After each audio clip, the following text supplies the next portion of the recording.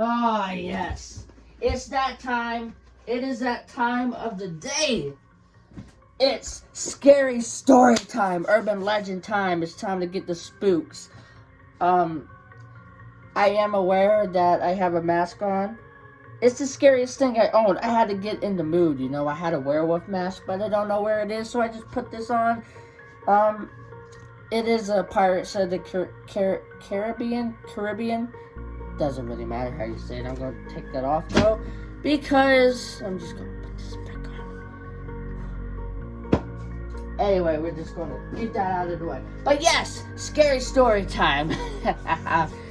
So this is the story of Carl Prout, the legend of the vengeful spirit. So basically, in June of 1938, a man named Carl Prout was said to have uncovered his wife sleeping with another man.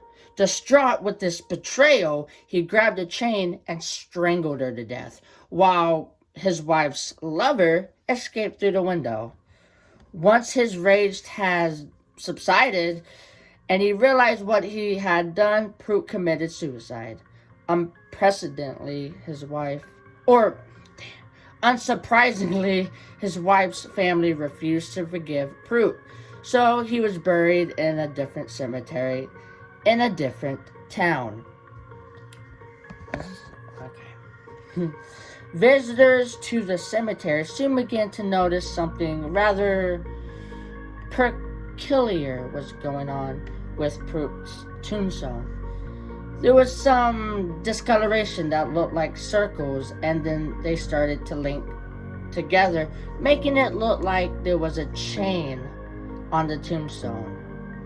Then the legend was born as the victims started mounting up.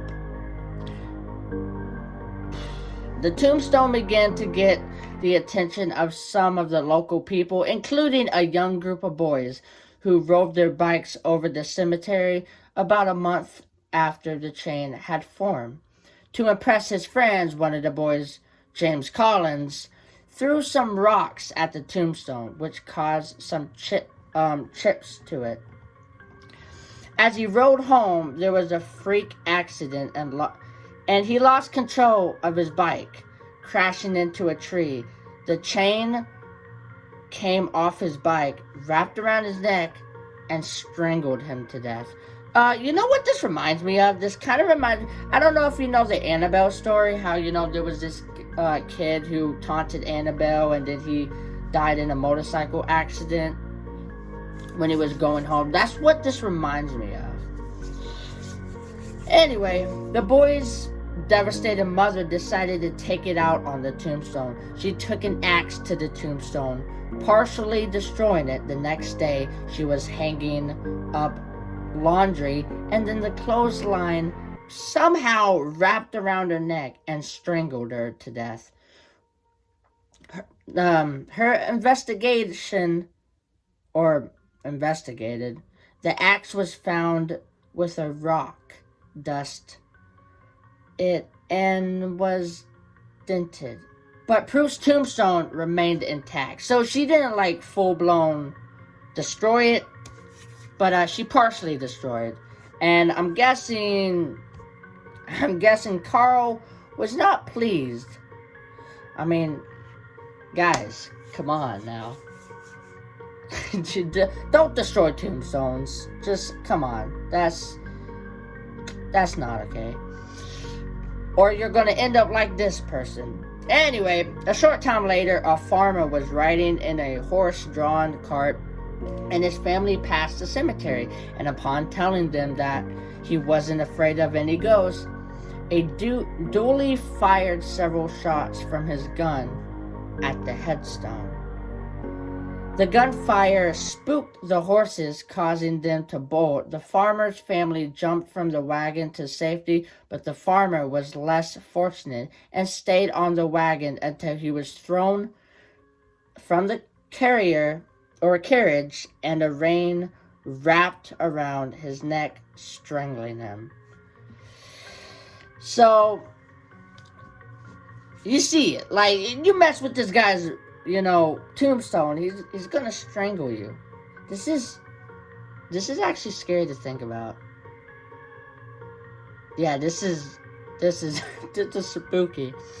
Another story, two policemen who were convinced the curse was nonsense went to the cemetery and took pictures for themselves in the area and of Prout's grave. As they drove away, a bright light started following them, and they tried to speed away.